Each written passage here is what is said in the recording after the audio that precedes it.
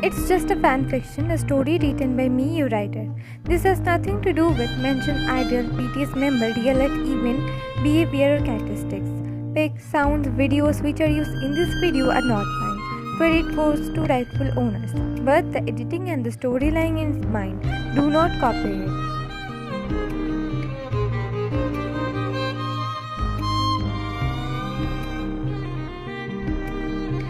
This is a mature, dark fiction. You have been warned beforehand. Read at your own risk. The storyline is having the timeline of 15th century. So expect the characters' mindset like those days only. Do not expect the characters to react to certain situations as per today's perspective.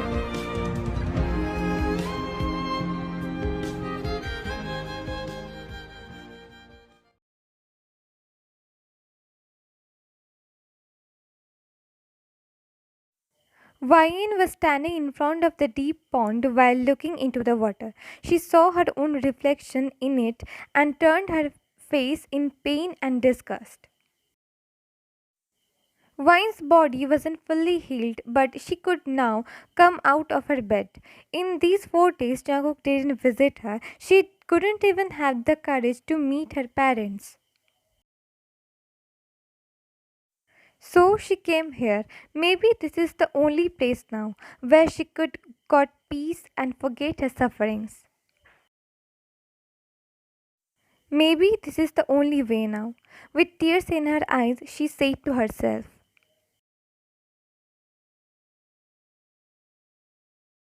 Closing her eyes, she was about to jump in the pond, but someone held her hand and jerked her towards the soil. Both fell on the ground with the impact.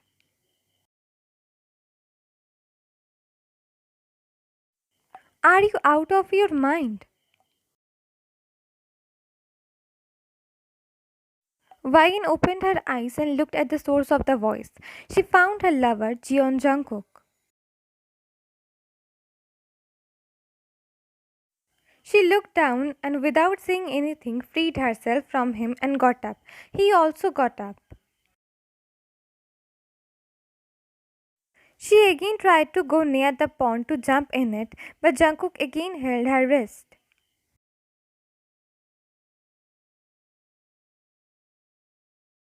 What are you doing again, Vine? Gently freeing herself from his hand, she said, Your Grace, you shouldn't be here.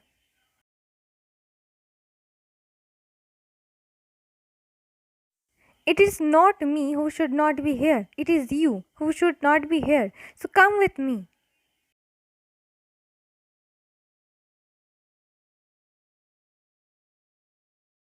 He again held her wrist and tried to drag her out from here.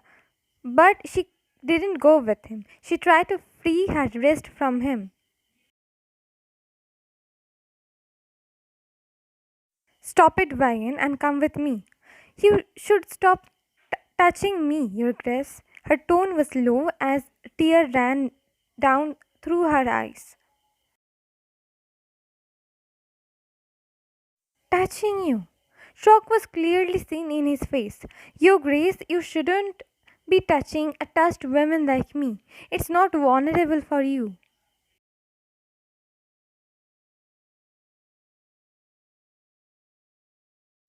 Not honorable for me.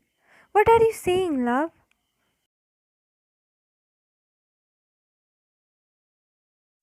I am saying the right thing, Your Grace. After being touched by the crowned prince, I am nothing but a filthy pleasure giver. So, a honorable man like you shouldn't be touching me in daylight. Ryan, you are not filthy. What crap are you talking? Tell me then, weren't you disgusted by me that day, Your Grace? Disgusted? Never, love. I was never. Then why did you leave me that day? Why? Why didn't you visit me in these days knowing very well how much in pain I was? He looked away from her and spoke in a low voice. Because I was ashamed. I was ashamed of myself. I couldn't protect you, my love. I couldn't. When he was forcing you, I was sleeping peacefully. I More tears leapt from her eyes as she heard his broken voice. And you know the worst part? I can never avenge you. Vian, I can never. I have vowed to protect the king and his future ruler. A true knight can never break his vow. Love, never. I can never hurt the one I vow to protect. No matter how wrong he does. I am ashamed, Vian. I truly am. Don't be ashamed. I don't want anything, Your Grace. I just want peace now. And at this point, I am going to get peace only if I am pacified. No, Vian, you are wrong. This is not the solution. This can never be the way to get your peace. This is, Your Grace.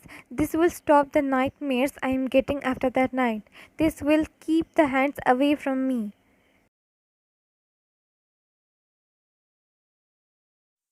Marry me then, love. Marry me. Then we will leave this place. Your Grace, yes, love, marry me. Then we will go from here and live away from any prince. But your responsibility as a knight, I will quit. Anyways, the life in the castle is very dark and cruel. Let's go from here and live a happy life away from any prince or politics. Our parents, we won't tell them the reason to move to another place. Well looked into his eyes with tear-stained face. He cupped her face. I love you, my lady. Let me be by your side while you journey to find peace.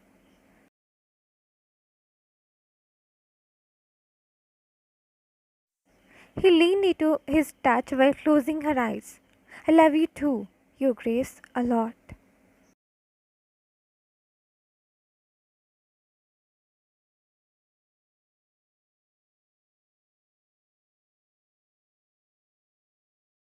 Next day,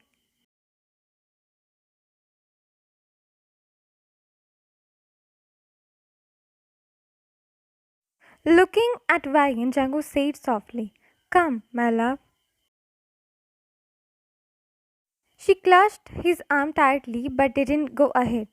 Don't be afraid. My parents, your parents, don't think of them for now. They will understand our decision later. Come with me, my love, to enter a happy life, to form a peaceful togetherness of our, my love. Hearing his soothing voice, Vine smiled while a lone tear leaped from her eyes. She nodded her head and both went ahead towards the priest.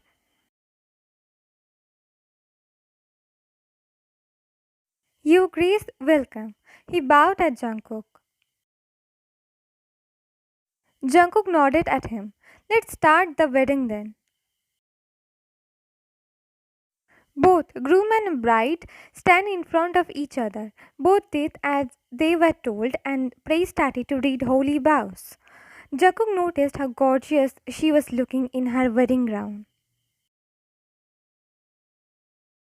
Do you, Sir Jeon Jungkook, take Lady Lee Wyan as your lawfully wedded wife? Hearing the priest, the said man looked into the said woman's eyes. I do. She blushed, seeing him, and looked down while smiling. Do you, Lady Lee Wyan, take Sir Jeon Jungkook as your lawfully wedded husband? Wyan looked up and saw his smiling face. She was about to say, I do, but three arrows came there with so much force and pierced into Jungkook's body, leaving Wyan speechless. Jungkook's lifeless body fell on the ground. The priest was also shot with the arrow, resulting him to pass away. Vine was too shocked to speak. She stood at her place like a statue. Her eyes were wide open. How dare you try to get married, lowlife? A cold growl-like voice was heard by her, but she didn't falter her gaze from Jungkook's lifeless body. The place soon got filled with men with arrows who were bowing their heads in front of the man who just spoke and was wearing royal clothes.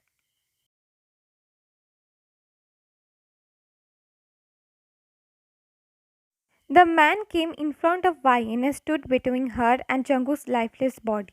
This time, she first looked at his feet, then moved her gaze to his face. This was the crowned prince Kim Taehyung, who soon going to be the king. Her lips quivered, seeing him. She took a step back. You filthy lowlife, how dare you try to get married? Once I lay my hands on something, it's become mine. So you are mine, you filthy being.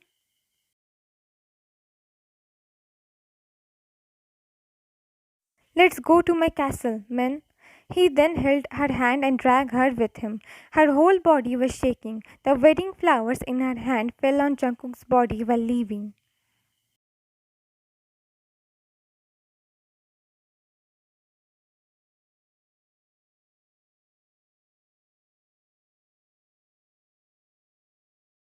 The crowned prince tossed Vigan into the room forcefully. She fell on the ground with the impact. He then went near her and cuffed her mouth with his palm in a tight grip.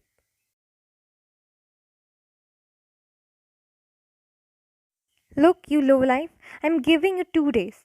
In these 2 days, more on for your love, more on for your life, more on for your fate. Do whatever the hell you want. But on the third night, I will come here again. And I don't care if you want this or not. I want to sleep with you again. And I will. So be ready till then. If you won't, then the consequences will be more horrible than the first night. He left her mouth with a jerk. He started to leave the room but halted by the doorstep. Your lover would be buried near the church. As a generous prince, I am giving you the permission to visit him in these 2 days. Go there with my man.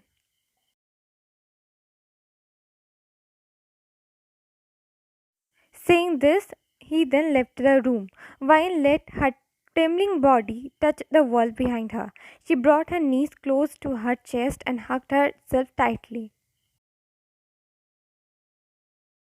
A tear leapt from her eyes, then another, then other one. Soon she started to weep like crazy.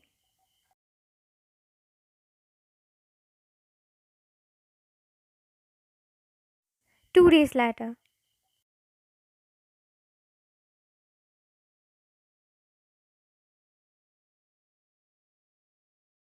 after finishing his official works, the crown prince was heading towards his new muse chamber.